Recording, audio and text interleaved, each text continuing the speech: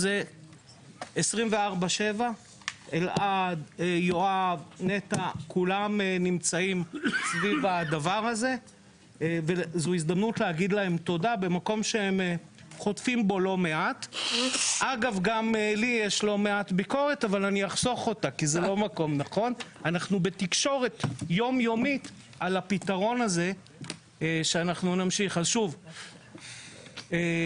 2.5 קילומטר מרחק מקיבוץ כפר מסריק, 7 קילומטר ממזרח יש לנו את תמרה, כל היישובים רחוקים מאוד מאיתנו, כביש 6 עובר ליד, כביש 6 החדש המתוכנן, עובר ליד מט"ש עכו, ושלושת המתקנים על פי האסטרטגיה והמדיניות של המשרד להגנת הסביבה, שמתוכננים במקום.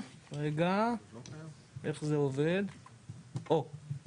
המיקום 102 דונם מאושרים, עברו את כל ההליכים הבירוקרטיים, שבמצגת רגילה, אדוני היושב ראש, יש שקף שמראה את כל השלבים, אבל בגלל שאני יודע שהוועדה הזו עמוסה לעייפה, חסכתי מכם את השלבים האלה. ה-102 דונם האלה כבר מאושרים להקמה. אנחנו נמצאים... רק במשפט, כמה זמן זה לוקח, פחות או יותר? אנחנו נגיע לזה, אדוני היושב ראש, ממש קצר, יש פה סכמה של איך זה ייראה בעתיד. מפעל ההשבה, אני חושב שכולכם, מי שלא ביקר במפעל השבה באירופה, חייב לעזוב את הכל, קודם כל לנסוע ולראות, אדוני היושב ראש. כי אי אפשר ללכת לחזון ולהשפיע על מדיניות של חזון, בלי לראות את הדבר הזה בעיניים.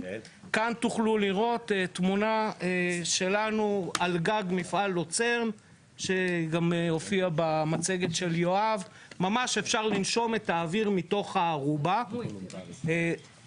אני רוצה ממש לעשות את זה קצר. לא הורדתי את מרכז מהמצגת, את מרכז המבקרים והחינוך הסביבתי, כי זה עניין שהוא במהות של מפעלי ההשבה. אני רץ למרות שזה, וכאן, אדוני היושב ראש, אני רוצה להראות את אגן השירות של מפעל ההשבה. למה? כי מפעל ההשבה שאנחנו נקים ישרת גם את מפעל המיון שיהיה בשטח הפארק, אבל את כל מפעלי המיון האזוריים שיוקמו. אני רוצה להגיד לך, אדוני היושב ראש, שהיום יש כל גליל מזרחי, פסולת נוסעת, שזה של שריף ניג'ם, ראש המועצה של גוש חלב שנמצא כאן, נוסעת מקריית שמונה ועד אפעל להטמנה. ויש להם תב"ע מאושרת באזור תעשיית סחר להקים מפעל השבה. אם יוקם שם, דיינו. ואם לא, הפסולת השאריתית שלהם תבוא ותגיע אל הפארק האקולוגי גליל מערבי. אני חושב שאשכול גליל מזרחי היה הראשון לפרסם RFI לקליטת פסולת שאריתית במפעלי השבה. אנחנו ניגשנו כבר ל-RFI שהם פרסמו, ובעצם אנחנו ניתן פתרון. אדוני, רגע. מה שהוא אמר זה שפסולת מגוש חלב נוסעת מגוש חלב לאפעה. המרחקים הם מטורפים. מה זה קצר, זה רק 300 קילומטר. אדוני, הפארק שלנו ייתן פתרון לכל מפעלי המיון באזור הגליל המערבי וגליל מזרחי. תודה רבה ניר, סליחה, ברשותכם. האתר שלנו הוא אשכול בית הכרם, שאנחנו בקשר איתם, הם מתכננים להקים מפעל מיון בעצמם. כאן יש מפה, רק בשביל התמונה אני אמתין, אבל בעצם אפשר להתקדם. אדוני היושב ראש, זה לוח הגאנט. קצת קשה לי לוח מפה לראות את הגאנט הזה תואם לפני 3 שנים עם המשרד להגנת הסביבה, עם אלעד עמיחי ויואב לינדמן. כשקבענו את לוח הגאנט אמרנו כולנו הוא שאפתני, הוא לא הגיוני, ואמרנו בכל זאת בואו נרוץ על הלוח גאנט. היושב ראש שאל כמה שנים לקח להגיע לאישור. אנחנו 6 שנים עובדים על הפרויקט הזה, מתחילתו ועד היום. 6 שנים. אנחנו, אדוני היושב ראש, כאן אלעד חשבתי שיגיד 10, אז אני לא... אדוני, אנחנו מתעכבים כבר במשך 8 חודשים, אדוני היושב ראש, אנחנו מתעכבים כבר בהקמת הפארק אנחנו נמצאים בתוך הליך של היתר בנייה, אנחנו עשינו את כל הסקרים של היציבות קרקע, הכל, אנחנו לא יכולים להמשיך את התכנון כי עוד לא פורסם. 6 שנים עד הנקודה של התקבלו האישורים שאת רואה. עד היום, 6 שנים. עד היום 6 שנים, אתה תגיע ל10 שנים. לא. למה לא? בסך הכל כן. כן. זה עבודה ארוכת שנים. עברנו את הכל, אנחנו נמצאים היום בהיתר בנייה. מיוחדת למתקן... תגידו לי, רגע, פרסום קולות קוראים, אלעד, זה בשבילך, פרסום קולות קוראים, בלוח גאנט שתואם עם המשרד להגנת הסביבה, היו צריכים להיות בחודש אוגוסט 25. כאילו על כל 10 שנים עכשיו תפסת.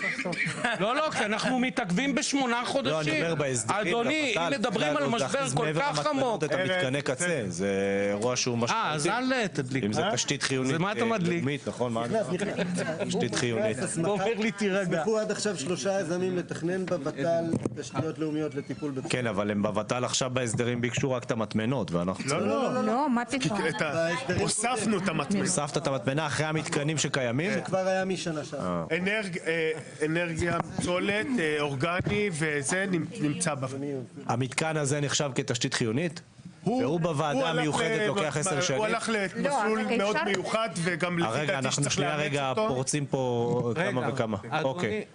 הוא הלך לוותמ"ל וזה... לא רוצה שתגיד לי, זה... סיכום ישיבה עם מנכ"ל המשרד להגנת הסביבה, שאני גם עליו חייב להגיד... מה אתה מפרגן היום?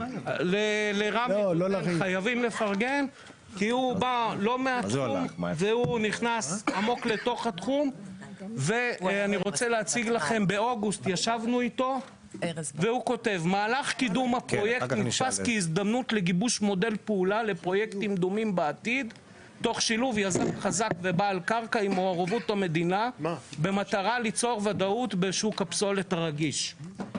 מנכ"ל המשרד ציין כי כל העמדות המקצועיות, מחוזיות, משפטיות ותכנוניות, סגורות ומוסכמות, והנושא יובא לדיון עם השרה לקבלת החלטה סופית בישיבת הפ"ע הקרובה.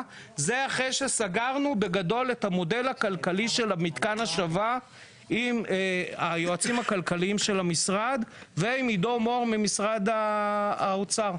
ובגדול ידוע מה הכל קורה צריך לתת כדי לתת את ההיתכנות הכלכלית להקמת המפעל, וזה מה שאנחנו מבקשים מכם.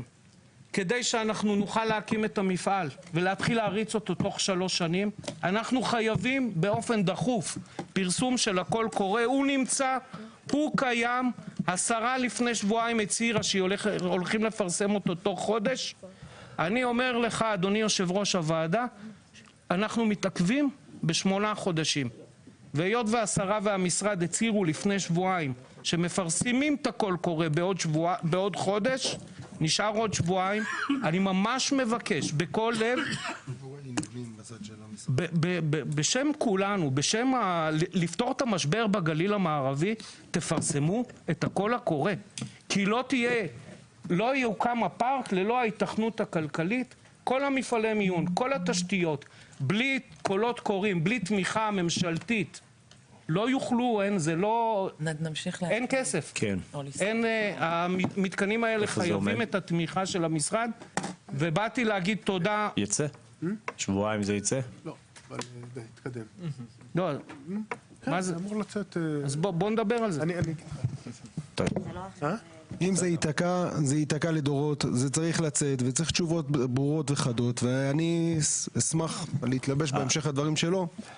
פרסום קול קורא, וזה אנחנו בדיונים עם משרד האוצר, החשב הכללי. תכף נגיע לאוצר רגע להתייחסות. לא, דווקא בזה יש לנו תמימות דעים, אנחנו מחכים, יש לנו מודל, אנחנו צריכים לקהל את המודל גם עם מכרז אבל פחות או יותר לוחות זמנים, אתה יודע להגיד לנו?